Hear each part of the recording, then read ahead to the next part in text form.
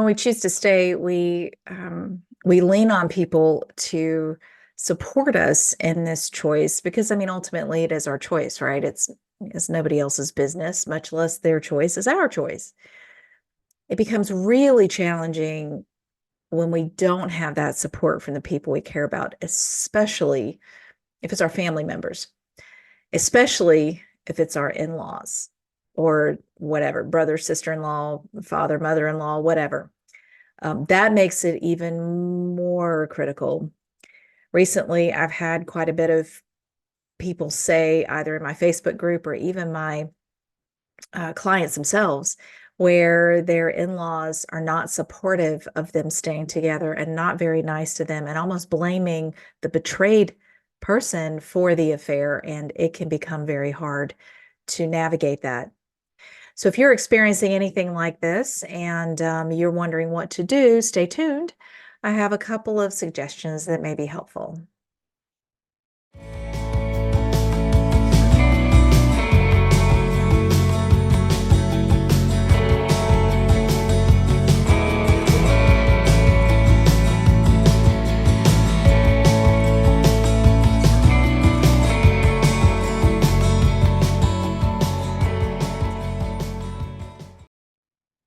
So I'm Monica Humple. I'm a master certified coach, and I'm also a betrayed spouse who chose to stay. So I'm speaking both from personal experience and because this is what I do. This is my specialization in coaching is to help betrayed spouses heal and move through their healing journeys so that they can also try to heal the marriage and stay in their relationship. So if you're interested in working with a coach, my information is below as well as some freebies. Be sure to check that out and be sure to subscribe if these videos are helpful. All right, so if you are enduring the pain and frustration of family members, doesn't have to be in-laws, but I hear that most often, but whomever, people basically that it'll be really hard for you not to have contact with. Usually that's because they're family, right? If they're not supportive of you staying, they're not supportive of your spouse or significant other staying in the relationship or whatnot, especially if you, the betrayed, are being blamed in some way, shape, or form for your significant other's betrayal. That is hard and it's wrong. A hard stop. That's not okay. Not okay in any realm of the imagination. Is that okay? In these situations, especially I'm going to focus on the in-law situation specifically. If it's your unfaithful partner's family that is treating you poorly or not being supportive of the relationship, here are some steps you may need or want to take. Um, I want to set the stage for what I'm about to say, though, just to help everybody understand. One of my specialized certifications is relationship coaching. So when we get married, we leave our parents and we join our life with another person. That even includes if you move in with somebody and you've been significant others for many years and if you have kids together, whatnot. If you're making a choice to step out of the parent-child relationship and become a significant other or spouse, married relationship, whatnot, that means that that relationship becomes the priority. You see, the one relationship that we choose in our life, the only the long-term lifetime relationship that we actually get to choose for ourselves is our significant other. We don't choose our parents. We don't choose how our kids turn out. We don't choose who our brothers and sisters or cousins are. We don't get to choose that. But we do choose that person that we decide we want to spend the rest of our life with. Okay. That becomes priority relationship. Now, those of you who are Christians, I'm talking earthly relationships, of course. If you're a person of faith, our relationship with God trumps all, but I'm talking earthly relationships. It's marriage first. Okay. Our relationship with our parents is still important, but it does not trump the marriage relationship. Our children are very important to us, but they do not trump the marriage relationship. Our job with our children is to raise them to be really awesome adults so that they too can go out and choose their lifetime mate and prioritize that relationship over their relationship with us. Our job is not to be the priority in our kids' life. Our job is to teach them the skills they need so that they can go out and have a marriage and put that as a priority, right?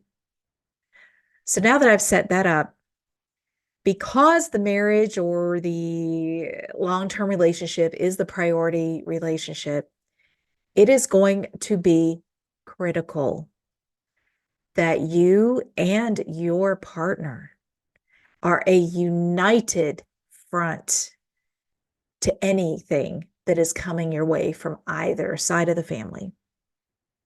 Meaning that where his family people are concerned, parents, siblings, whatnot, that he has your back, that he or she, your spouse, if it's coming from their side of the family, they got to have your back. They got to be willing, especially if they're the unfaithful spouse, they got to be willing to say, hey, whoa, whoa, whoa, you don't talk about my spouse that way. I chose to have an affair. I'm the bad guy here, not them. They did not deserve that. I mean, they need to take up for you. And they need to be willing to set boundaries with you. The two of you need to set boundaries together. If it is toxic, and the in-laws, the whatever sister, brother, sister, parent, in-laws, if they are harming your relationship or trying to harm your relationship in any way, the two of you need to set appropriate boundaries. And I know it's going to be hard. I know. What do you do at Christmas? What do you do at Thanksgiving? You'll deal with that when the time comes. But sometimes hard boundaries need to be set so that the people trying to harm you will realize, even if they think they're doing what's best for you or for their adult child, your spouse or whatnot, if they think they're doing you a favor or they're protecting their adult child or whatever, it's still not okay. They need to learn the chain of command. Marriage, relationship comes first, not them. Okay? I know this sounds harsh. I have a mother with Alzheimer's and my dad's her main caregiver. Believe me, I know how it feels to prioritize the health and well-being of your aging parents. I'm doing that now, but not at the detriment of my marriage. That's the difference. And my parents would never expect me to and would not want me to. They would want me to value that relationship, number one, okay? Set boundaries, work as a team. Now, what do you do if your unfaithful partner does not have your back? I want to encourage you to go ahead and set boundaries for yourself. If you do not want to be around these people because they are not nice to you and they are harmful to you, you need to determine what you are okay with and not okay with when it comes to being in their presence. You don't have to go to the reunion or whatever it is. You need to express yourself clearly to your spouse, your unfaithful partner, and say, the way they treat me is not okay. And I need you to have my back. If we are going to heal through this and get on the other side, I need you to be my partner in this and to prioritize our relationship. Have them watch this video if you find it helpful. Either way, I know it's hard. I know setting these types of boundaries with people who you got to see. I mean, these are your kids' grandparents, and the sibling lives, 4 houses down or whatever it is. I'm not trying to make it sound flippant or easy. I know it's hard. But if you want to heal and you want to get beyond this, you may need to consider these boundaries. The really drastic outcome could potentially be no contact until they realize the damage they're doing and they apologize. And sometimes it's the betrayed partner's family that's treating the unfaithful partner poorly, right? Same thing. If you're choosing to stay and you're the betrayed partner and you're choosing to stay and your family refuses to be kind to your unfaithful partner, you too have decisions to make. If you've chosen to stay, that's your priority relationship and you guys need to set some boundaries. I know this is not ideal. And I know that in all of us, we want the people we love to be on our side and backing us up and supporting us. But if you're struggling with that, those boundaries are really the best thing. And be a team. Have each other's backs. I mean, really understand um, the dynamics of each other's families, understand what you guys need as a couple to feel safe and make decisions accordingly. Give that a try. If you guys are in couples counseling, that is a fantastic thing to talk about with your therapist. Okay. Give it a shot, see if that helps you. And maybe, who knows, sometimes setting boundaries can be the most loving thing we do for the people around us.